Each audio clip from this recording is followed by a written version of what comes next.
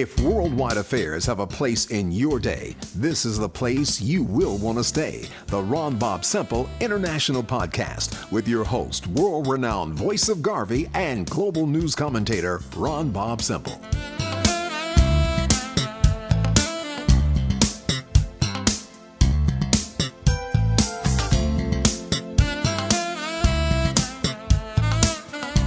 Greetings and welcome to the Ron Bobb-Semple International Podcast. We will be addressing global issues that impact our day-to-day lives.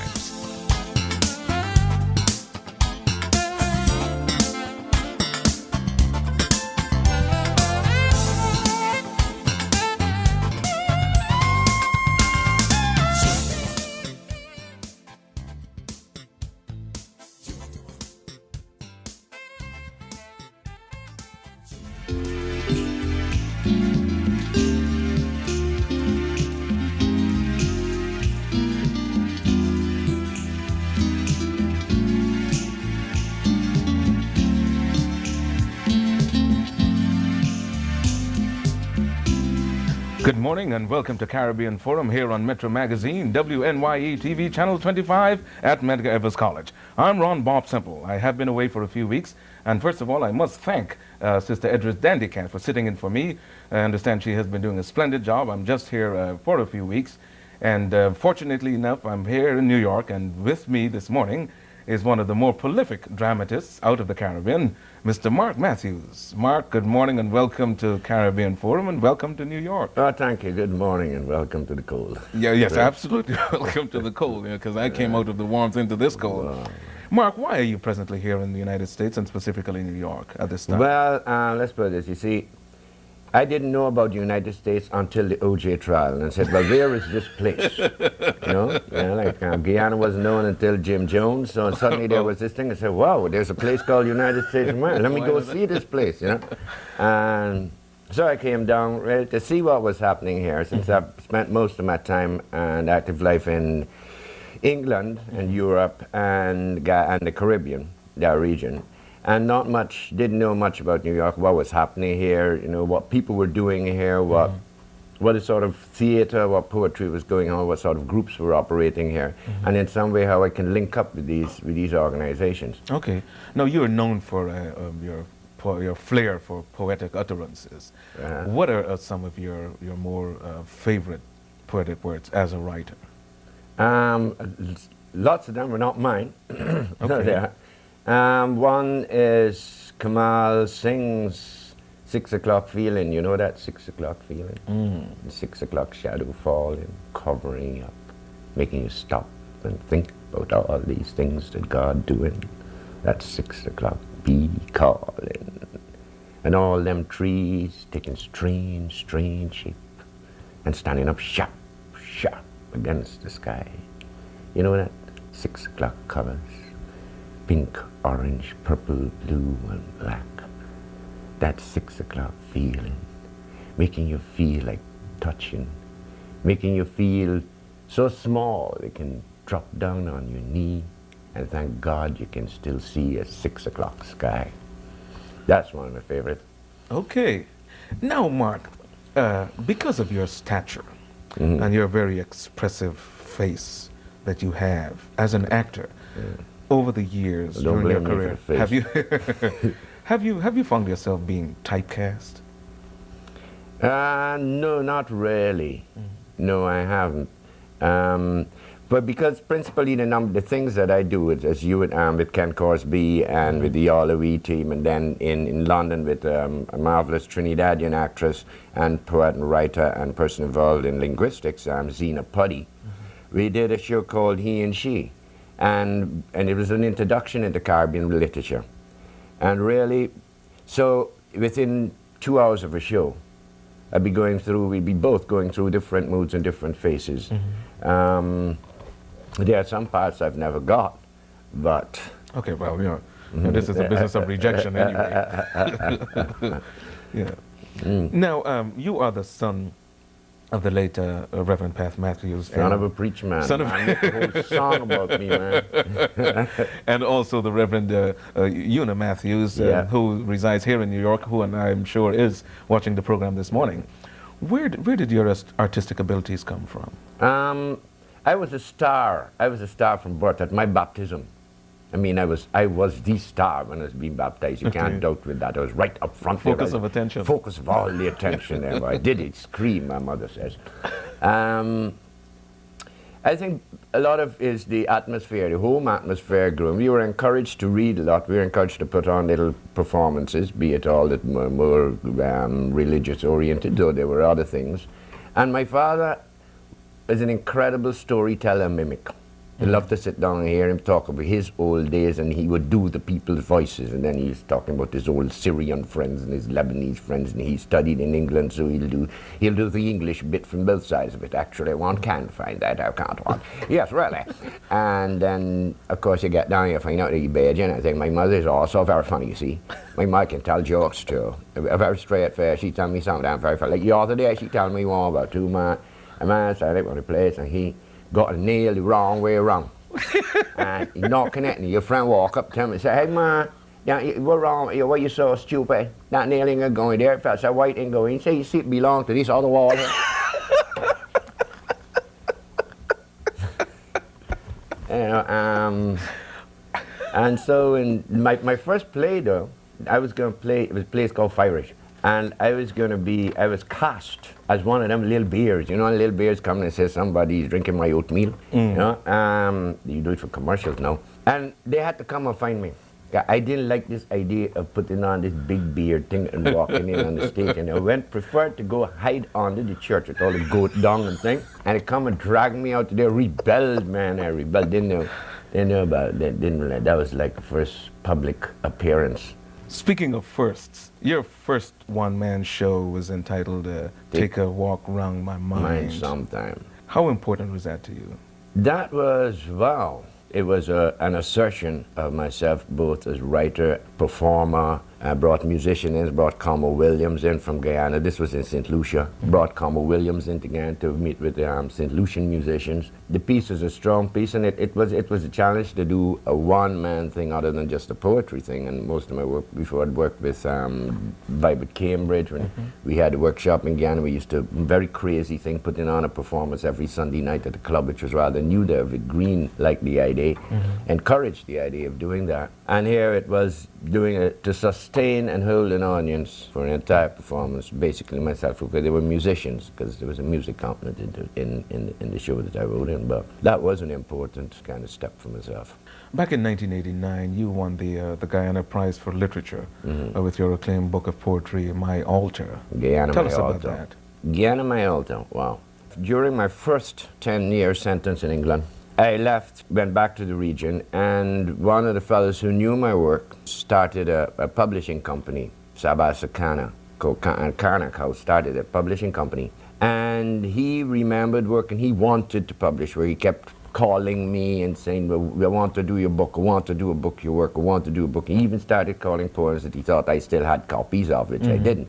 And I was going to do the same Take a Walk Around My Mind in Trinidad. And he flew down to Trinidad for us to meet and deal with that. Well, that just tell you how the story goes. I took out the stuff and they said, here, you hold this. You want to publish it? You do it. I'm going to truly edit. When you finish with that, then you can deal with me and we're going to talk about it.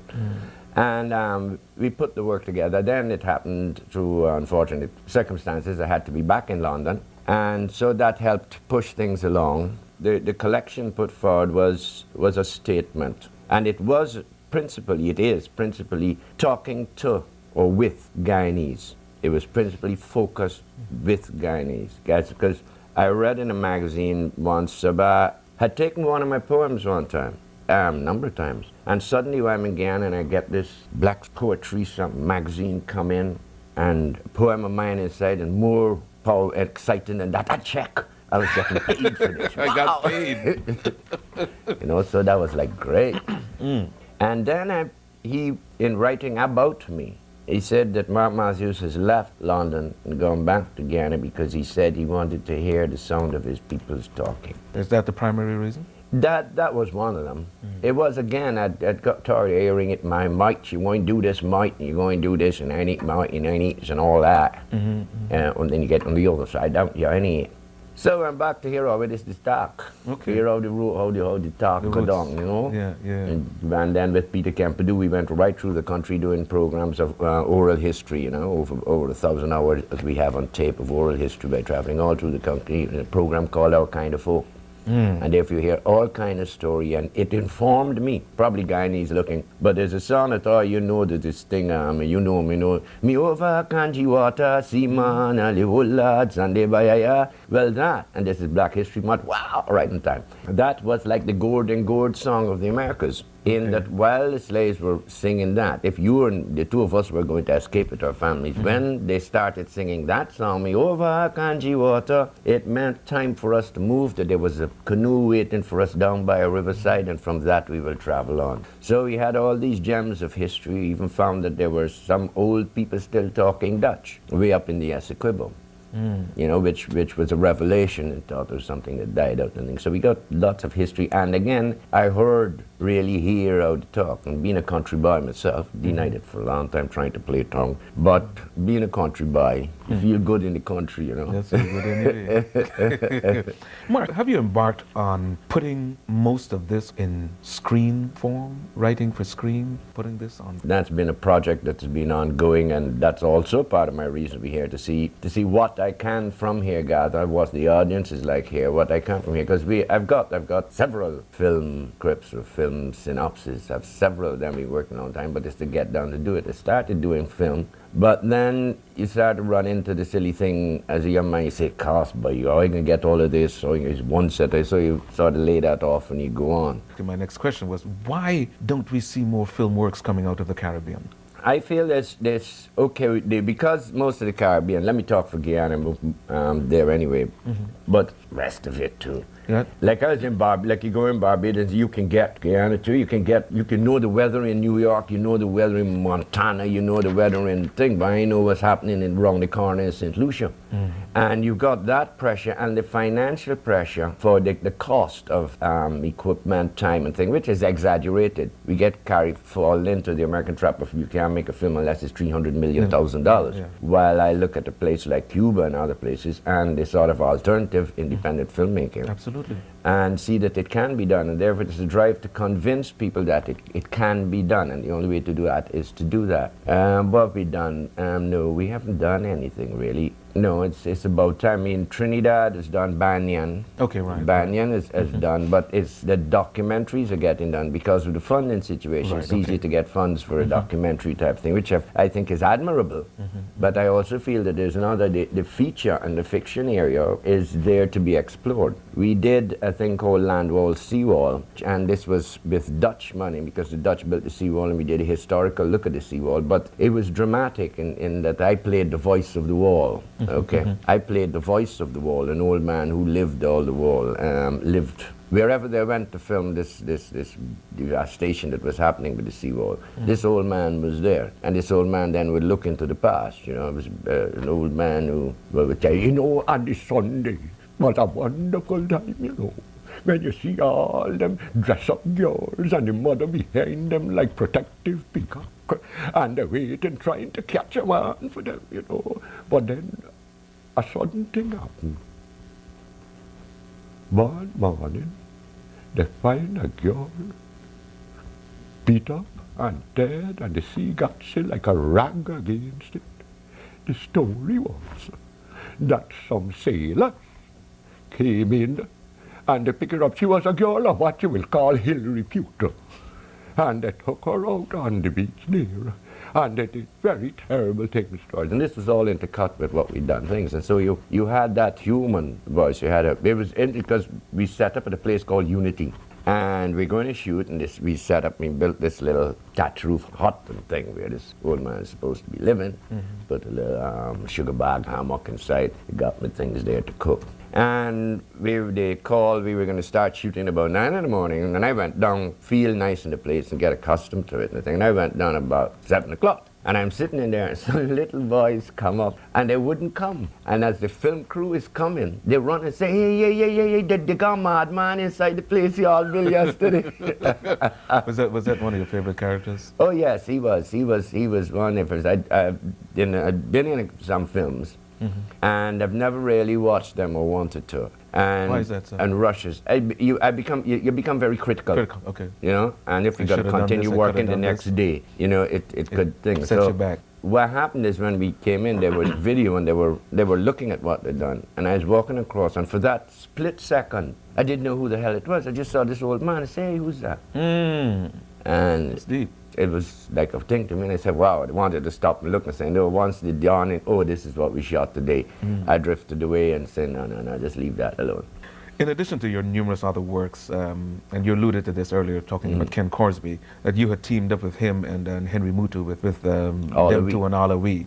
Is this still ongoing? The last thing that we did, it's now like an excess. We're rather loose. Ken is in Barbados, I'm in Guyana, Henry's in Grand Cayman. Okay. The last thing we do, when I went, returned in '92 to Guyana, Kuvad was happening, and I was playing a part in Kuvad, Michael Jelks, and Ken was in Kuvad too. And since we were in the town, people started saying, why the two of you don't do something, man? We haven't seen you together for a long time. Why don't you do something? So we went and we did something. And then we went on to Grand Cayman with Dave, teamed up with Dave Martin, and we did Sweet Caribbean in Grand Cayman. And then I went back and was did that a one musical? man show. Was it a musical form it took? Well, it had more music. It had the music that came in it all the way. Okay. It had music, but it was Dave's music, and Dave as a performer is something incredible to see. You know, in another role, the whole thing was there, but Dave's storytelling is something else too. You know? Now, Mark, back in 1969, 70, Yep. I had the privilege of working with you in a production called The Rogue's Trial in Guyana. Oh, yes. Which was a tremendous experience. And you had the opportunity to play the character of the Almighty God. Yeah. I don't think it's left. Would you want to do that role again, or do that production again? Yeah, why not? Because I still have the script now. Why not? Let's do it. But you see, immediately we start to think. Yes. Immediately we start to thinking these days. I don't know. It's probably with America, but in the Caribbean we start to think, how much cast? Well then, how many people you can play? Well, I can play 4. You can play the other 6. So we can cut down on the number. Yeah. Well, how are you gonna put this 37 people on a plane? Yes. Yeah. You know. Because that production. That production, and a number of productions that need to look is again the pity of some of the greatest productions that have gone through the region, is that you get 3 nights in a place and that's it. That's it. That's right. We That's don't the see unfortunate it again. thing. We That's don't right. do it. Whereas you know? here in New York, you have a run for a month or 6 years or 7 you years. got the audience. Yeah. Thank God for illegal immigrants. Mark, are there many female directors in the Caribbean? No, no, Cicely Spencer, that was working. But I think again there's a timidity about it. There is in Indiana, there's, what's her name? She has a production company, Paloma Muhammad. Paloma she directed things, and she did a very bold thing.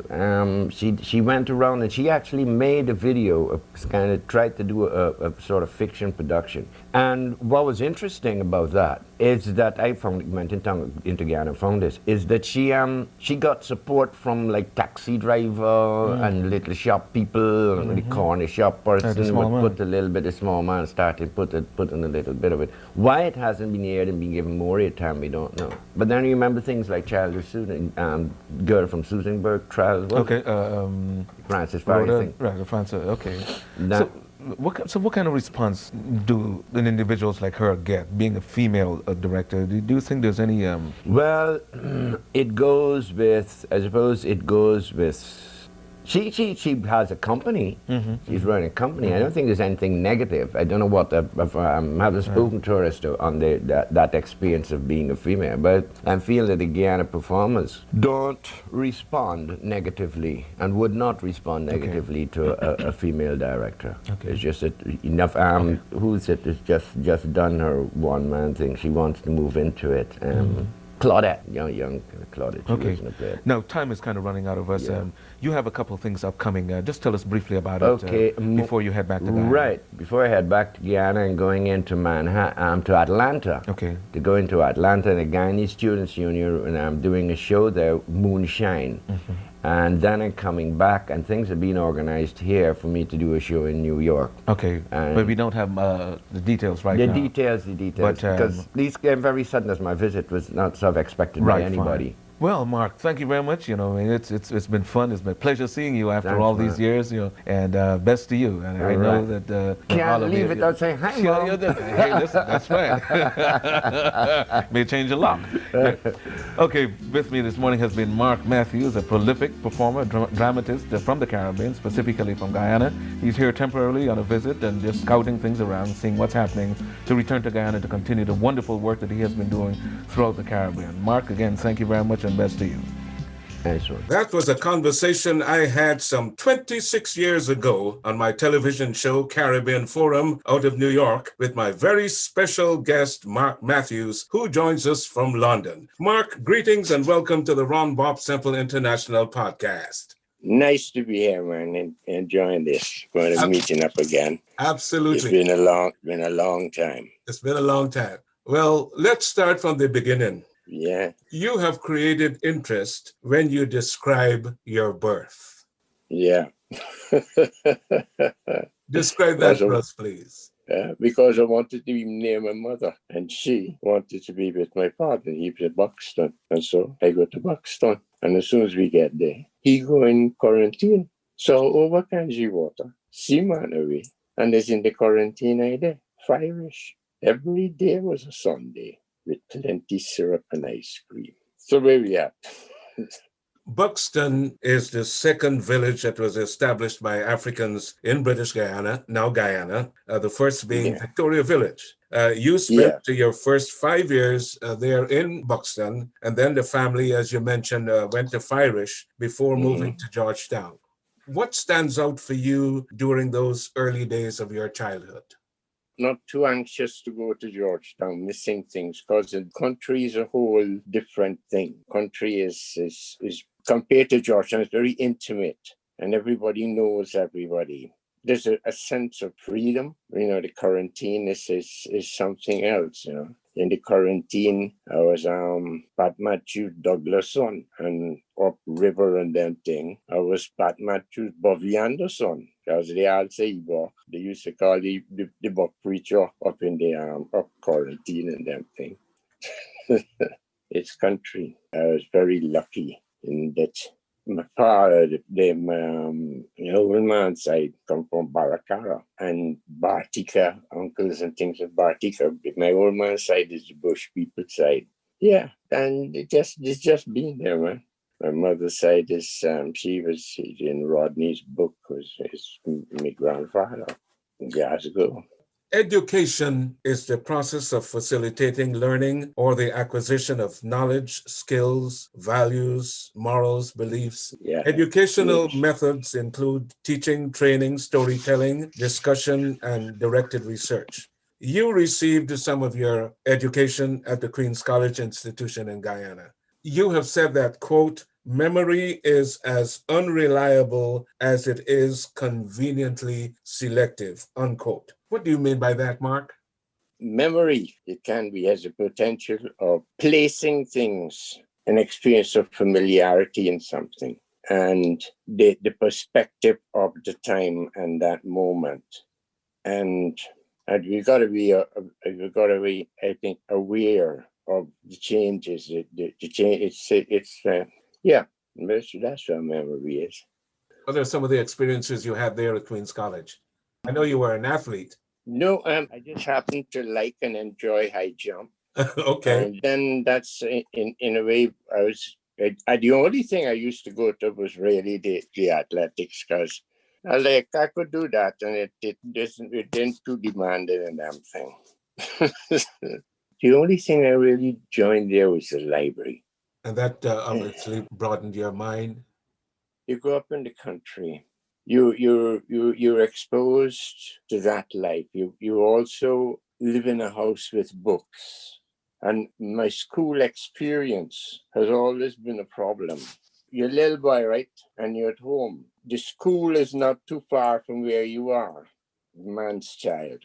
Not far from where you are, and you've seen all these children running around and playing and having a wonderful time, and you want to go. So you go there, and you find that it's not like that at all. So this young man went to the first, to the Monday morning, go to the first class.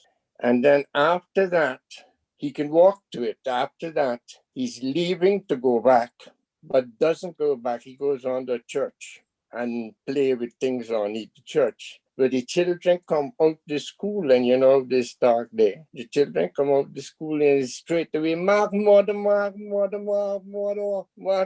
school, he's been on the church.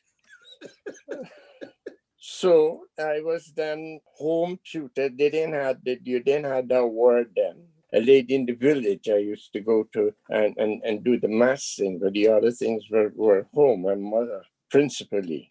My father was there and he was cool. I mean, he let me start drive car before I had to almost not see over this windscreen. What were you doing under the church, Mark? Playing with ants and watching cockroach and spider. Were they fascinated you? I was interested in how they move and how little things like that move. It's interesting how you see some ants carrying some big weight up in Long Creek not too long ago. This is a big man when I went back there all the time. I worked Kamal and I watched a flower she's plant, right? She pink green and everything, she plant. And we seen shoots coming up and stand up and see the shoot disappearing. It's being eaten from the bottom by cushy ants. The cushy ants are dangerous. And organized. Yes, absolutely. So we went and we got these pellets, right? This is why these pellets, they couldn't deal with them. And you got to put them wrong and don't throw it inside the nest. So we throw the thing, vanish. Next thing we know, the ants come taking it out of the nest in rows. They go down and you see the pellets coming back and drop it outside. When I said dangerous, I really meant destructive. Because they burrow under the ground, and you never know where and when they will surface and destroy your crops. Yeah, well, that is part of it all. It's like Omowali, a wonderful sculptor, Omowali. Omowali go to the bush and a cushy ass eat out the crop. It was not a pleasant idea, but that's what you get. I've read you comment, Mark, that a popular perspective is that politics and education are two separate entities. How are the two differentiated? It's a feeling, you get that people often say that, politics is a whole thing different from education. To be educated, that's what we talk about when we say what we're educating for. What is the purpose of this education you're giving? Have you thought about the environment that you're in? Thought about everything you're in? Have you thought about the whole ecology? Because there's a word, there's the whole land, the whole earth that you got there. And you're distant from it. You're in a land of many waters. And children make boats, little boys. I know you do. They make boats. But that is divorced from what you call an education. We're educating for what Martin Carter does it wonderfully, that in a way it says it, that line where he says life is a question asking what is the way to die. And the way to die is you got to know where you're living, and it's the land that made you. It's like we Guyanese go around with saying they're Afro-Guyanese and Indo-Guyanese. Not Guyanese if you want to use Africa, not Guyanese African, not Guyanese Indo. Something comes to be prefixes that. Is that education? What's the purpose of it?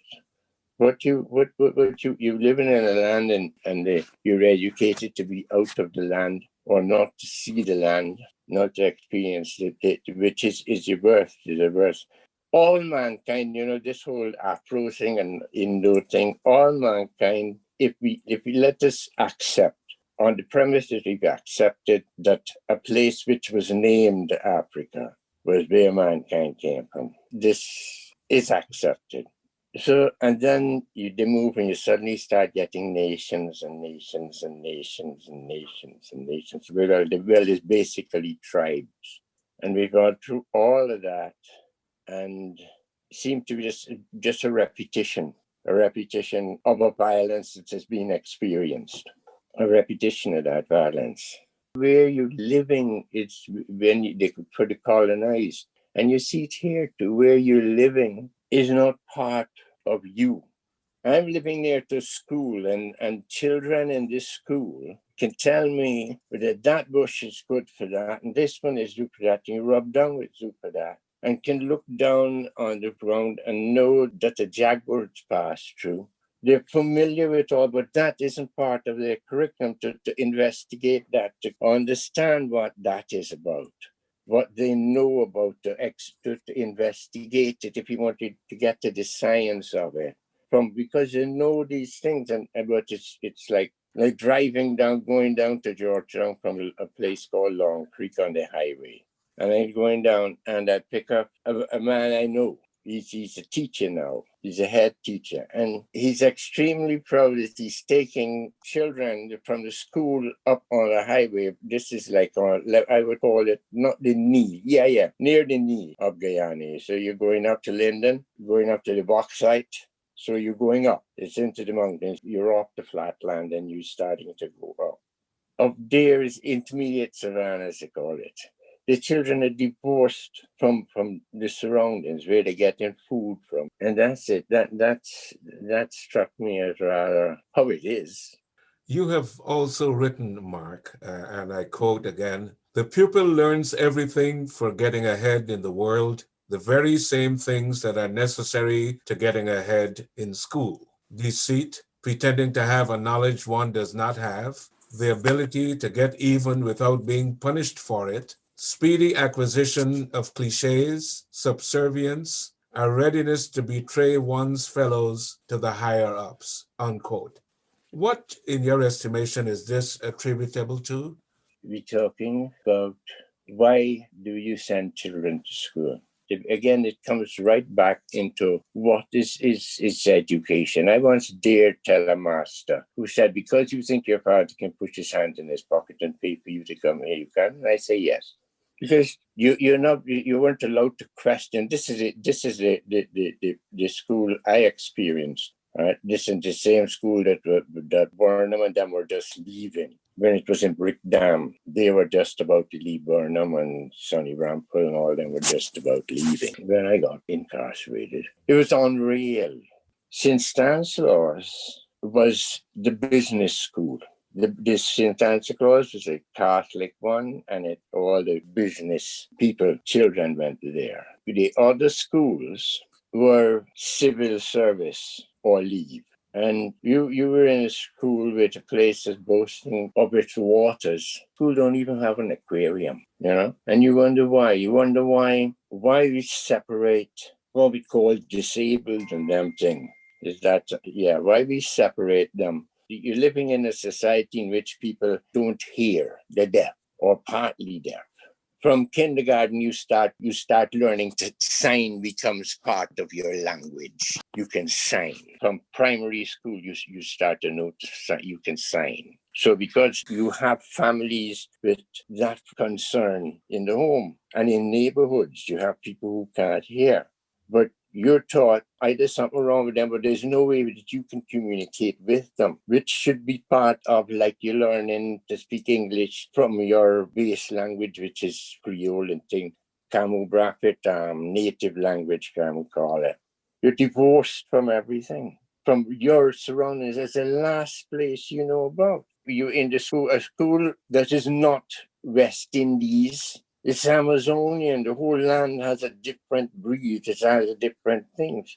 You got to be conscious of all that can be negative. Like, what do we mean by development? it seems like, I would say, like Guyana is on the develop because it has more cars than they have donkey cars. You can make donkey car, and especially now in this whole era of technology, we need all that for. You're not making it. You're not doing anything with it. Nothing in the school talks about, oh, my finger was on something. Nothing in the school talks about the water, about the land. Does there need to be radical change in the concept of education and its goals, not just in Guyana, but throughout the region?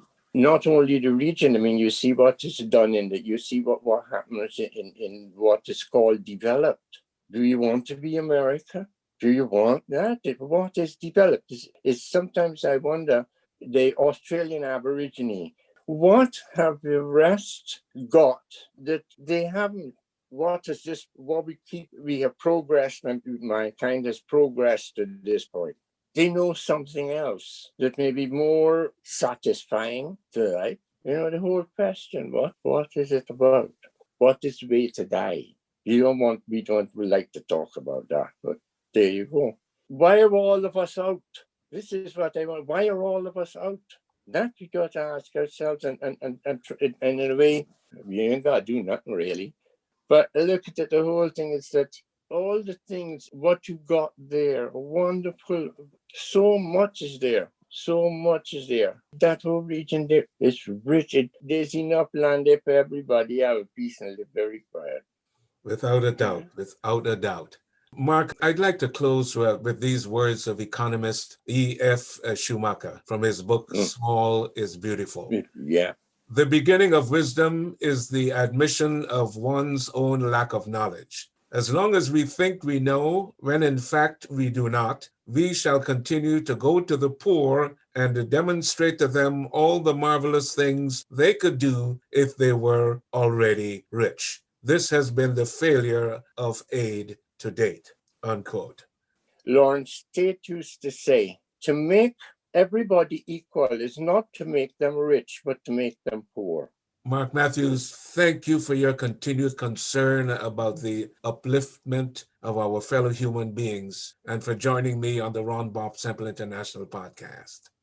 Thank you for asking me and putting up with it. Thank you for spending some time with us. If you are so inclined, you can subscribe to these podcasts and donate to them by clicking on the Support the Show button on the website. Please continue to protect yourself and your loved ones during this global pandemic by observing all protocols. Be safe, be strong, and be aware. I'm Ron Bobb-Semple.